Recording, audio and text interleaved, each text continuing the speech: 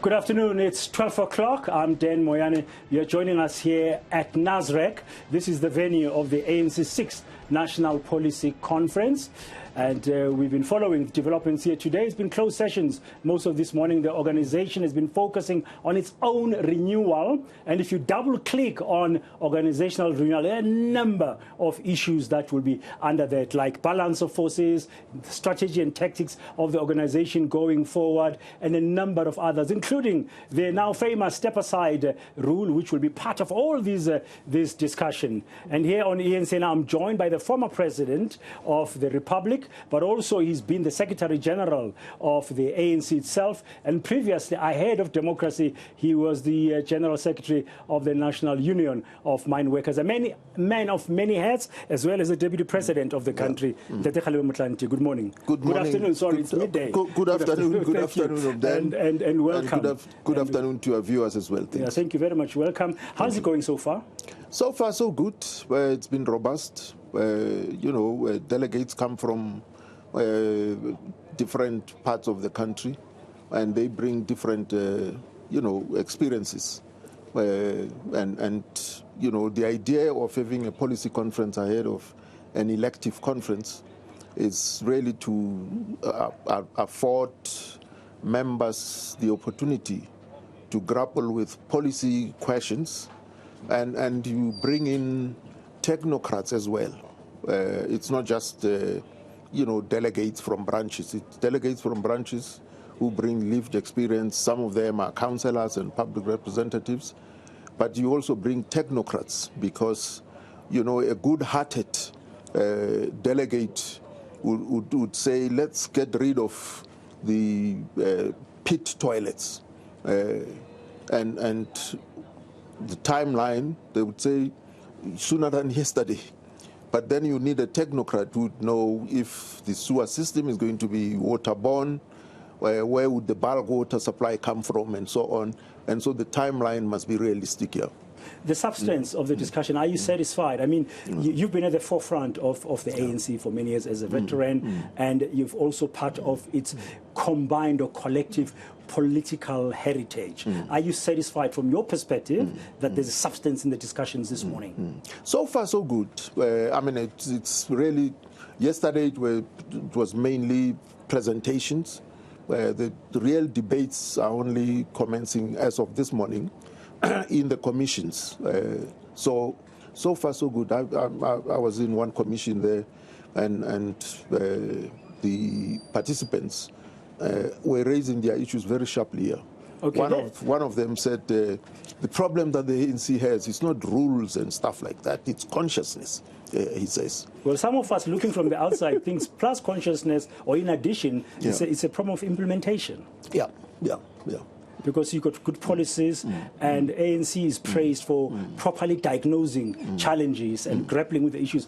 But then when you come to government or implementing those policies, it's not succeeding. Even the president of the ANC, Matamela Maposa, in opening it yesterday, he alluded to that fact. That's correct. That's very correct. Yeah. Are they grappling with that as well? Yeah.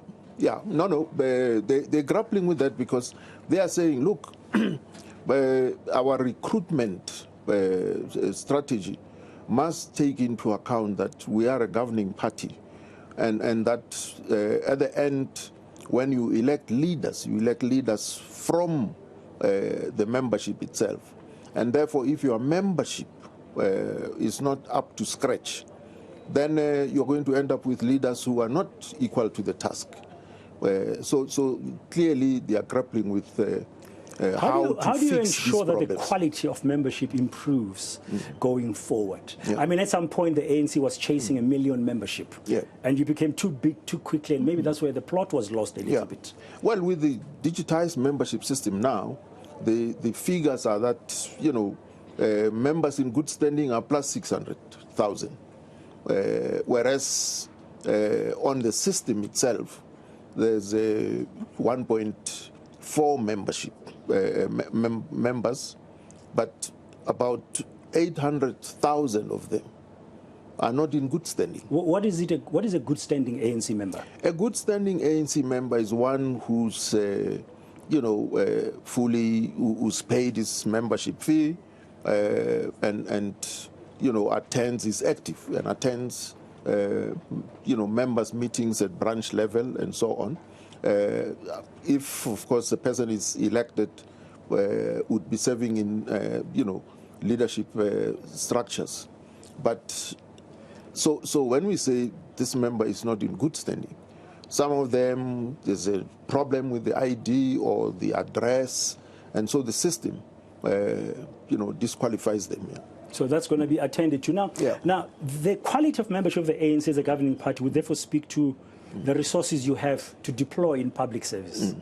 Cadre deployment could fit into that. And what's your thought about how to go forward with it? Because your critics are saying ANC must now do away with Cadre deployment. Well, this Cadre deployment story has morphed over time. When I was Secretary General and, there was a Cadre deployment committee chaired by the Deputy President at that time, Comrade Jacob Zuma, and Comrade Tenju Mtinso was the secretary to that committee. Their role was to encourage, members of the ANC who have the requisite qualifications to meet the criteria set out in the posts that are to be advertised. And once those are, encouraged to apply, they would then go through the same process as everyone else to be selected for those positions and appointed to those positions. Now, it does appear that at some point, these appointments happened without, members going through a rigorous interviewing process like everyone else. And that's where I think everything else went wrong. So Cadre deployment policy itself is something that is practiced universally. But one would expect that, because if you look at other jurisdictions, a new government comes into place, the new leader brings in his or her own team to come in. But where there seems to have been a problem here or a challenge is the quality of who the ANC ended up putting in public places. As that, is it because the process was not properly overseen in your view, or were there elements of that crept in of maybe too much laxity to say, we are trusting Dan, we can put Dan there without going through the process? Yeah, that shouldn't happen at all. You shouldn't be appointed on the basis of being trusted only. You should have the requisite qualifications. And you should be interviewed by a panel of experts and practitioners, because you may be certificated but not fit for purpose. So only a combination of practitioners and experts in that field that can then conduct a rigorous interview, and once you're selected through that process, you should then be appointed on a permanent basis. Okay. Part of the problem of short-termism is that, people get appointed on a short-term contract. Yeah, and ANC has also been a victim of what you yourselves as leaders have said is careerism, people getting into the governing party just for themselves. And this conference will address going forward how you can fix that. That's right. Okay. That's right. Now, can I just shift now a little bit and just talk about your views about broader issues? Your fellow comrade Thabo Mbeki was very vocal and clear in his frustration with the lack of implementation by the current government. He used one example, the example of President Matamela Ramaphosa saying in 100 days, in February of this year, we'll have a social compact thing. Yesterday, in opening the conference, the president of the ANC, Matamela Ramaphosa, sort of responding to that, said, we are busy with it, but some people are frustrated and we understand that. Are you frustrated at the lack of implementation? Well, like all South Africans, there are certain things that really frustrate one. The energy insecurity, for instance, disruptive load shedding and blackouts and so on. those are very frustrating. The fact that if you go to public institutions and you expect a certain level of service, and if your experience is that you are sent from pillar to post and so on, it's very frustrating. And that is why ordinary people would say, we pay our taxes, but we are not protected, we don't get the right services, and so on and so forth. So these things have a cumulative effect and get to a point where people can't take it any longer. Where is the failure, in your view? Is it in the implementation, really?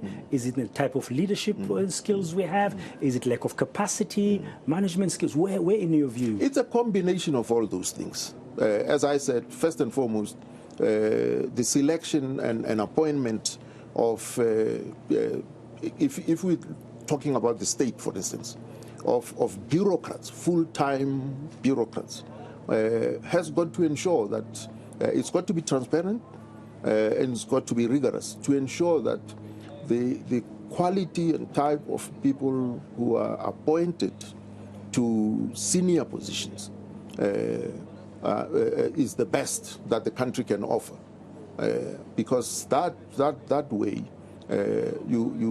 efficiency flows out of that. Yeah, should merit come in there, in your view, sir? Of course, come in there? Should they only be ANC members who get appointed in those roles? Not at all, not at all. I mean, the ANC may be the majority party, but the ANC is not the South African population.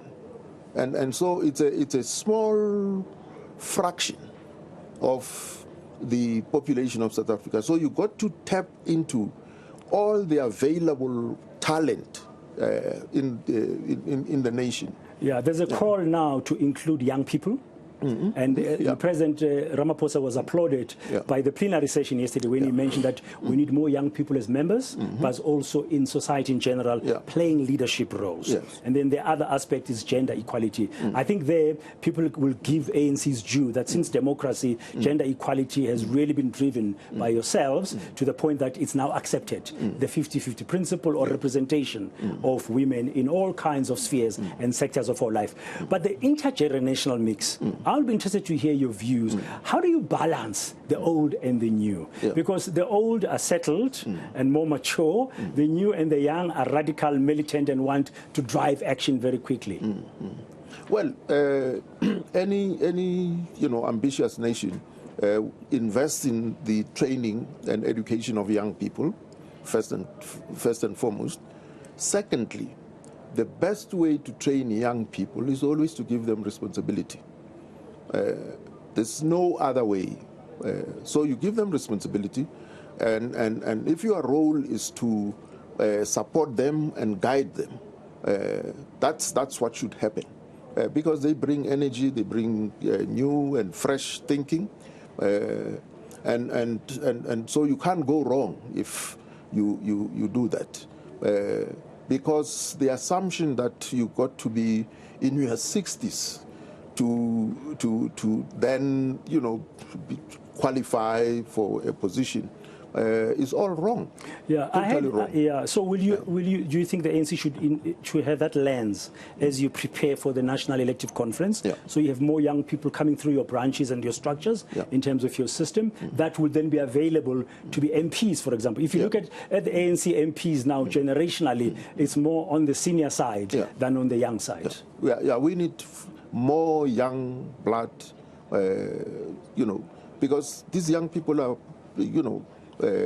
qualified, they've studied, and all they need are the opportunities. Yeah, I mean, the country's got many more young black graduates than it ever did during apartheid. So you've got a pool of national resources of young people, some of whom are jobless today because of the high unemployment rate. I think the ANC has got to fish in that bigger pool. Would you agree with that? That's right. I agree with that. In fact, in the commission this morning, one of the participants raised the issue, and she said she's a product of technicons. She's studied through technicons of old, and these were attached to parastatals.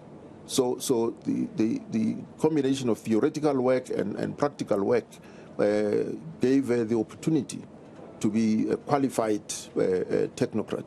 And she was saying to the commission that we need to improve on our basic education system, so that, you know, this notion that every child must become an academic must be tempered with the creation of a second stream. And she said, correctly so, that, look, we send to the TVETs those who don't succeed in getting university entrance qualification at grade 12. And when they get to the technical, to the TVET, they have to repeat standards that they've gone through to bring them up to speed. So if they are selected and channeled into this artisanal stream at basic education level, they would be studying subjects which are relevant for that which they are going to pursue at the TVET level at a later stage here. Instead of saying, well, you are all going to be academics. Well, you failed to get a university entrance level, so we channel you to the TVET here. Yeah, we should be focusing more on those vocational, technical skills. That was an input in the commission this morning. Which, as you said, is fair enough, but sort of in the education space over the last 20-odd years, there's been a shift away from that, and now the country has to grapple with that. Okay, finally, the ANC has historically fashioned itself as a leader of South African society. During the anti-apartheid struggle, the liberation struggle, now it's been in government for nearly 29 years. And the elections are coming up in 2024, which will mark the 30th anniversary of this democracy. It's like a generational thing. Many people will be voting there for the first time ever, in terms, and they'll be young. What is your message to them if they say to you, we don't trust the ANC because of corruption, because what we've seen has been happening with the state capture inquiry, for example? What would your message be? Well, my message to them would be that South Africa belongs to them, and that their attitude should be that none but themselves need to, roll up their sleeves and be in the front trenches. Thank you very much. Thank you. Kgalema Motlanthe, the former president of the Republic of South Africa, but also we've known him as the Secretary General at some point in the past of the African National Congress, the party that's currently meeting here at Nasrec in Johannesburg for its 6th national policy conference. They are underway. They've been having closed sessions discussing organizational renewal. We'll continue here on ENC at DSTV Channel 43 to unpack further this organizational renewal aspect, because it's supposed to fix the organization that's been leading South Africa as a governing party for the last 28 years going forward, with all kinds of challenges. Kgalema Motlanthe, thank you very much for your time.